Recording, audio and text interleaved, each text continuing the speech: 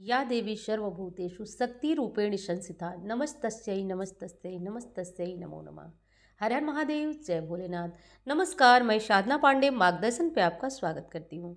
दोस्तों, आज हम जानेंगे माता तारा, जो कि गुप्त नवरात्रि के दूसरे दिन की देवी या दूसरे दिन की शक्ति हैं, महाविद्या हैं माँ तारा। तारा देवी के बारे में कुछ विशेष बातें तथा उनकी कथा जानेंगे। तारा देवी को कैसे प्रसन्न कर हम जीवन से सभी कष्टों को, तकलीफों को दूर कर सकते हैं। तो चलिए अब जान लेते हैं माँ तारा है क्या और कैसे उनका प्राकट्य हुआ था। गुप्त नवरात्रि की दूसरी शक्ति तारा देवी हैं। इन्हें धन की देवी कहा जाता है।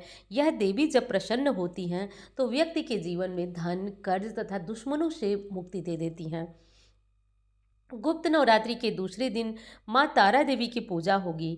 यह गुप्त नवरात्रि की दूसरी शक्ति हैं। आद्य शक्ति हैं, महाविद्या हैं, महादेवी हैं, माँ के अमृतमयी दूध की शक्ति है। तारा देवी की पूजा करने के साथ ही एक और काम आप कर सकते हैं जिससे माँ की कृपा आप पे और बढ़ जाए। आप अपनी माँ को कुछ उपहार दे सकते हैं, इससे भी माँ की कृपा आपको प्राप्त होगी। माँ की सेवा, इससे समस्त ग्रहों का और उसकी पीड़ाओं का नाश होता है। ग्रहों की शक्तियाँ प्रबल होकर आपके पक्ष में हो जाती हैं।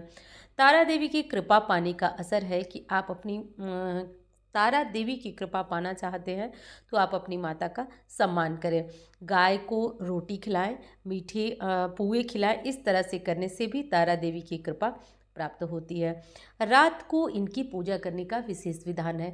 शाम को जब तारे आकाश में दिखाई दें तो तारा देवी की पूजा यदि करते हैं दीपक जलाकर, तो व्यक्ति हर मनोकामनाओं से पूर्ण कर लेता है। इनकी पूजा से आर्थिक क्षेत्र में भी व्यक्ति को उन्नति होने लगती है तथा पूजन के बाद लाल पुष्प चढ़ाना बहुत ज़रूरी है। लाल गुलाब, गुड़हल, इस तरह के पुष्प से देवी तारा की पूजा करने से व्यक्ति हर तरह की मनोकामनाओं की पूर्ति कर लेता है। गुप्त नवरात्रि के दूसरे दिन माँ तारा की जो पूजा होगी वो तारा देवी समुद्र मंथन के दौरान जब भगवान भोलेनाथ के कंठ में अत्यधिक जलन हो रही थी, तब उन्होंने भगवान भोलेनाथ को स्तनपान कराकर उनकी जलन को शांत किया था। पौराणिक मान्यताओं के अनुसार तारा देवी को स्मशान की देवी कहा जाता है। भगवान भोलेनाथ ने जब बहुत भयंकर विषपान से वो जलन उनको बर्दाश्त नहीं हो रही थी, तकलीफ़ें हो रही थी, तो ऐसे में माँ काली के दूसरे स्वरूप तारा देवी ने भगवान शंकर को स्तनपान कराया। तब जाकर उस विष की जलन से महादेव को राहत हुई। तारा देवी माँ काली का ही स्वरूप है। तारा देवी नरमुंड की माला पहनती है और इन्हें तंत्र शास्त्र की देवी कहा जाता है। इनकी पूजा करने से सारे कष्ट मिट जाते हैं, सारे संकट मिट जाते हैं। तारा देवी के 3 रूप हैं, उग्र तारा, एक जटा और नील सर। आइए जानते हैं अब तारा देवी की इस महत्वपूर्ण कथा के बारे में। पौराणिक मान्यताओं के अनुसार देवी तारा की उत्पत्ति मेरी पर्वत के पश्चिम भाग में चोलना नदी के तट पर हुई थी। हैग्रीव नामक दैत्य के वध हेतु देवी तारा ने, महाकाली ने तारा के रूप में नील वर्ण धारण कर स्थान लिया।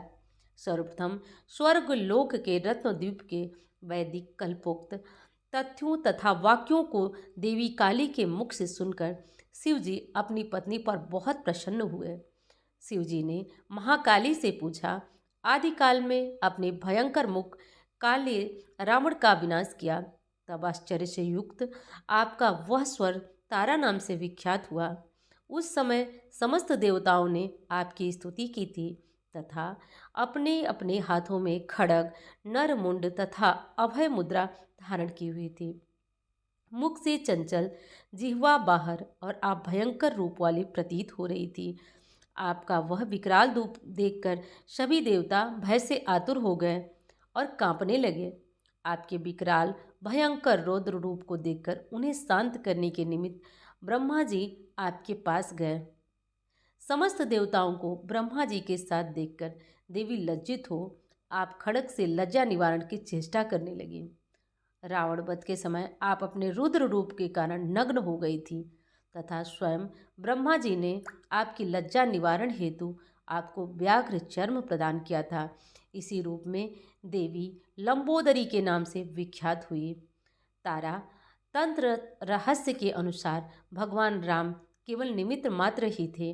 वास्तव में भगवान राम की विध्वंसक शक्ति देवी तारा ही थी, जिन्होंने लंकापति रावण का वध किया। और इस प्रकार करके देवी तारा की ये कथा जो है वो आपको श्रवण करने से हर तरह के संकट और कष्टों से मुक्ति मिल जाती है।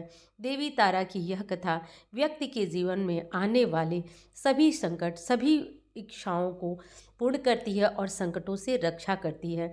जो व्यक्ति देवी तारा की विधि विधान से पूजा करते हैं वो भगवान के कृपा से इस लोक में तो सुख प्राप्त करते हैं, साथ साथ अपने जीवन में आने वाली कष्टों से मुक्त हो जाती हैं।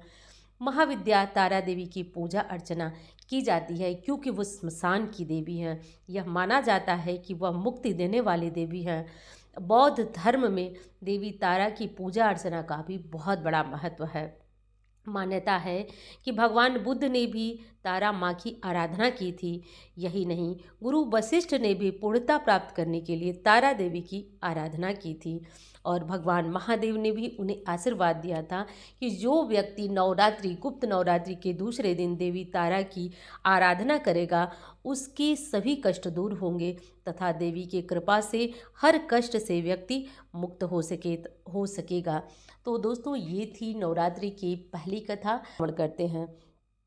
प्राचीन कथा यह है दोस्तों कि एक समय ऋषि श्रृंगी भक्तजनों को दर्शन दे रहे थे। अचानक भीड़ से एक स्त्री निकल कर आई और करबद्ध होकर ऋषि श्रृंगी से बोली, मेरे पति दुर्व्यसनों से घिरे रहते हैं, जिस कारण मैं कोई पूजा पाठ नहीं कर पाती, धर्म और भक्ति से जुड़े पवित्र कार्यों का संपादन भी नहीं कर पाती, यहाँ तक कि ऋषियों को उनके हिस्से का अन्न भी समर्पित नहीं कर पाती। मेरा पति मांसाहारी है, जुआरी है, लेकिन मैं माँ दुर्गा की सेवा करना चाहती हूँ। उनकी भक्ति, साधना और परिवार के जीवन को, अपने जीवन को सफल बनाना चाहती हूँ। ऋषि श्रृंगी महिला के भक्ति भाव से बहुत प्रभावित हुए। ऋषि ने उस स्त्री को आदरपूर्वक उपाय बताया और कहा कि गुप्त नवरात्रि, वासंतिक नवरात्रि, शारदीय नवरात्रि जो जनमानस से परिचित हैं, इसके अतिरिक्त 2 और नवरात्रि होते हैं जिसको कि गुप्त नवरात्रि कहा जाता है। उन्होंने कहा कि प्रकट नवरात्रों में 9 देवियों की उपासना होती है और गुप्त नवरात्रों में 10 महाविद्याओं की साधना होती है। इन नवरात्रों की प्रमुख देवी स्वरूप का नाम ऐश्वर्य कारिणी देवी है। यदि इन गुप्त नवरात्रि में भी कोई भी भक्त माता दुर्गा की पूजा साधना करता है तो माँ उसके जीवन को सफल कर देती हैं। ऋषि श्रृंगी ने आगे कहा कि लोभी, कामी, व्यसनी, मांसाहारी अथवा पूजा पाठ न कर सकने वाला भी यदि गुप्त नवरात्रों में माता की पूजा करता है तो उसे जीवन में कुछ और करने की आवश्यकता ही नहीं रह जाती है।